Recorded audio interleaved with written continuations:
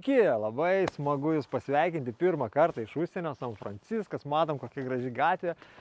Deja, negalim tuo pasigirti, tenka filmuoti dar Lietuvoje. Tai tiesiog nuolydis toks gražus, viskas į kalną eina, tai Kaunas, ane, bet objektas gražiai gavosi. Nors ir buvo dalis darbų padaryta jau, viskas buvo išbetonuota šitie pamatai, bet buvo be stulpų. Taigi reikėjo ankeruoti stulpus, matom visur padarytos plokštelės, privirinti stulpai ir suankeruoti jie. Tai va. Dabar čia matome vidutinio tankumo rombą, bet jisai yra ant pačio krašto. Jau toliau, jeigu dar biškį patankintumėm, gautųsi jau aklinas. Praktiškai ir dabar nelabai kas matosi, šiek tiek keli milimetrai kiaurai matosi, bet ir tiek. Va, nu ir einam toliau, parodysim dar kas čia.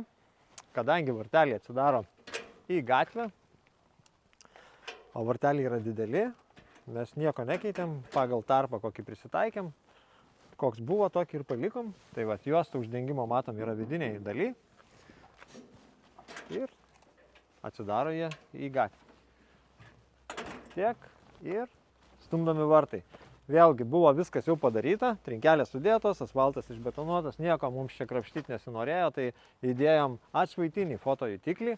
Tai jisai pasižymi tuo, kad vienoje pusėje yra atšvaitas, o kitoje pusėje yra specialus fotojutiklis, kuris turi ir siuntimo mechanizmą, ir priėmimo. Nes paprastai fotojutikliai vienas turi siunčia signalą, kitas priima, ne?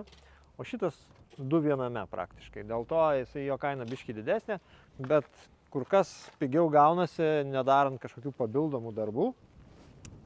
Tai reiktų prasikasti, norint laidą pravesti ir panašiai. Tai jau mums tikrai šitas bus pigesnis variantas.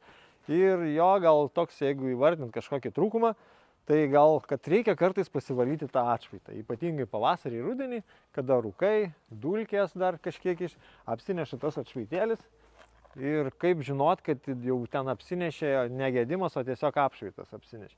Tai vartai neužsidaro. Jie atsidaro, bet neužsidaro. Ypatingai, kada būna automatinis nustatymas, vartus atsidarėm, išvažiavom į darbą, žiūrim, kad jie neužsidaro. Nu, tai vadinasi, atšvaitėlis apsinešė, pavalom ir viskas. Daugiau kažkokių trūkumų nėra, veikia tikrai puikiai. Tai va, taip ta atrodo tvora, vidutinio tankumo rombas, beveik aklinas.